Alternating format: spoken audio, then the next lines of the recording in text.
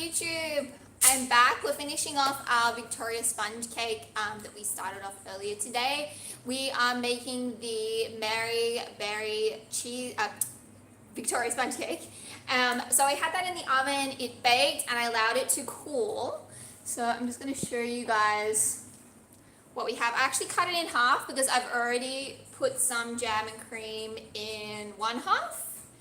And I'm going to do the other half here for you so you know what I did. So didn't it come out beautiful? We've got some lovely colouring, very, very even, really, really nice crumb structure. So really happy with that.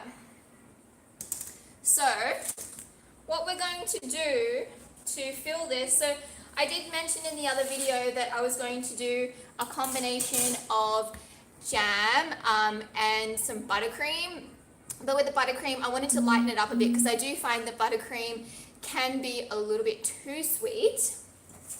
So this is half of my buttercream.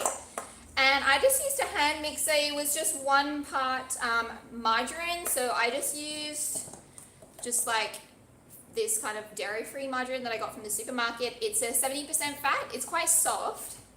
And because it doesn't have the same fat content as, say, traditional butter, in the recipe it did call for 2 tablespoons of milk as well, so I didn't put that in. So I did my 100 margarine and 200 grams of icing sugar, and I just beat that up. And I don't know if you can see, but I actually put a little bit of vanilla bean in there as well, just to make it a little bit extra, so I put that in. And to that, I also, I'll move this over so you guys can see. So I also whipped up some vegan whipping cream. So the whipping cream, it's dairy-free. I actually use a product from Horatos called Ambiente. I really like this product because it's also completely allergy-free. So if you've got anyone with allergies, this works really well. I know a lot of the vegan ones are soy-based, so this one is completely allergy-free. It whips up really well, and I just whipped up, I whipped up 100 grams of that. And this is half of it. So basically all I'm going to do is I'm just going to fold the two together. So the buttercream I'd already made up, that was already whipped up. So I'm just folding those two together.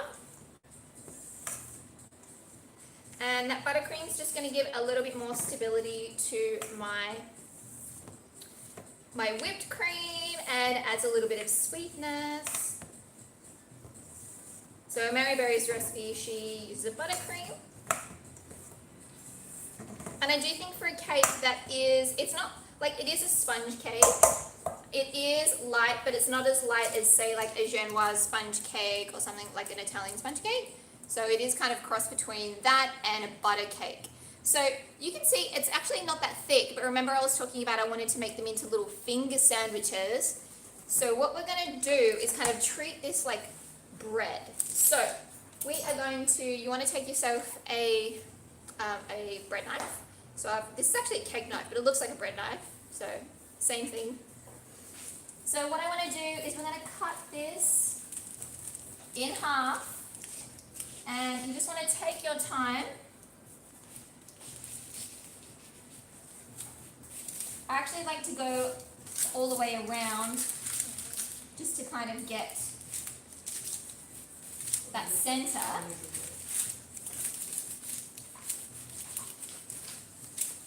There we go. Just got my cake here. And then once I've kind of cut all the way around, I'm going to, so I've got that kind of, and then we can level it. See, you can just go all the way through. Boom!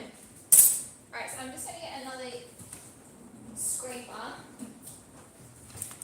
So because I'm just working with such a small quantity, I'm going to use these to just kind of help lift it up. So I don't want to break my cake.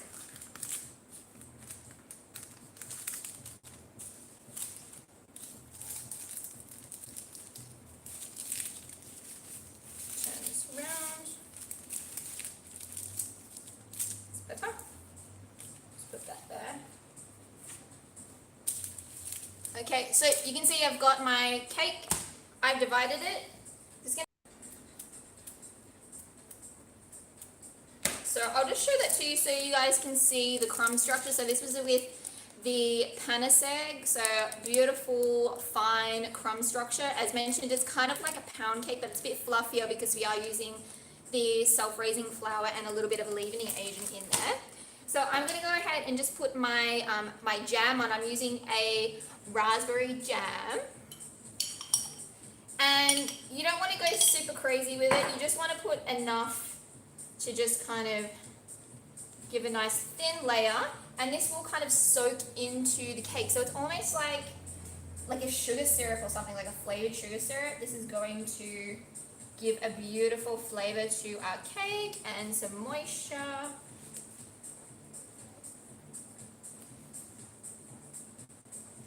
So yeah, this is a great little cake that you can have for afternoon tea or even to take on a picnic. Alright, so that looks good to me. Okay, so we've got our jam on there, nice and thin. Now we're going to go ahead with our cream.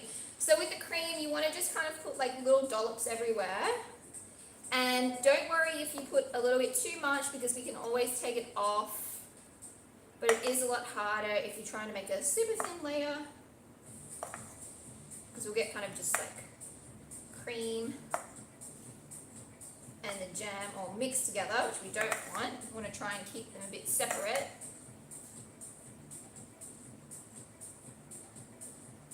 A little bit more over here.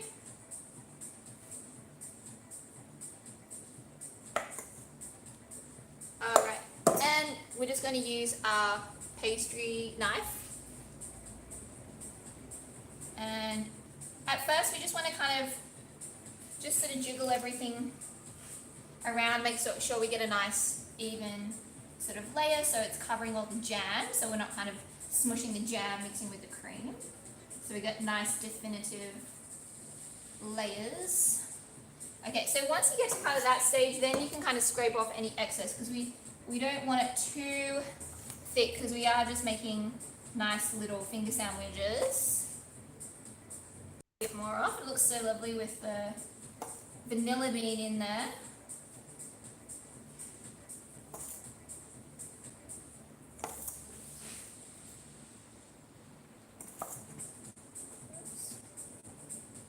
Alright, so I'm happy with that. It's looking good. Put a little bit of a tidy up here. All the little crumbs. Okay, so we want to put the top back on. So just take your little bench, just pick up your cake. So remember, it's really thin, so we don't want to break it. And then we can kind of just shuffle those out. It's looking nice, just give it a little bit of a press. And go around just with your... No, don't worry too much about the edges, because we're going to cut them off. So, with my other one, I just popped it in the fridge with a little bit of cling wrap for about an hour or something, just to firm it up slightly, just so to allow it to kind of firm up a bit before I sliced it. So I'll show you those. So I actually sliced it up, and because we're making finger sandwiches, I was Googling like what is the size of a finger sandwich, but I couldn't actually find it. So I actually just took my finger and measured it, and I did 8 centimeters by about 2.5 centimeters. And I think it's the perfect size where you could just get like 2 bites. So these are, okay, can you see? Yeah, there we go. So these are our little sponge fingers, our Victoria sponge cakes, and I've just cut them into those finger sizes, so they're like the perfect little bite to have with your afternoon tea. And I know sometimes you find the finger sandwiches where they stack them all together, and I think this looks really pretty because it almost looks like it's a whole piece of cake. So you could even just eat it like that, or you can pick your little sandwich up with a friend, and yeah, so I thought that looked quite pretty, and you can see the different layers there. It looks really nice with the cream and the jam.